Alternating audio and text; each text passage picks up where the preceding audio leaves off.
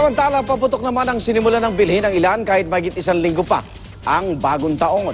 Pero matumal daw ang benta ayon sa ilang nagtitinda sa Bocaue, Bulacan. Doon meron ding nakumpisyang iligal na paputok. Saksi si Ian Cruz. Matagal nang bawal pero may nasabat pa rin Goodbye Philippines, Pla-Pla at Baby Dynamite sa Bocaue, Bulacan. Hindi natuloy ang delivery sana nito sa isang customer pero nakatakas ang mga gumagawa at nagbebenta ng paputok. Kung tutuusin, marami ng ibang illegal na paputok na pamimilian at tinarayo na nga mahigit 1 linggo bago ang pagsalubong sa 2015. Pag bumili ngayon tapos sa traffic kasi. Dumami ng konti lang. Pero okay naman po yung benta. Pero tumumal daw ang benta ayon sa isang nagtitinda. Baka raw may epekto ang kampanya kontra paputok ng Health Department. Ang sabihin na lang is mag-ingat sa paggamit ng paputok. Hindi iwas paputok. Di ba?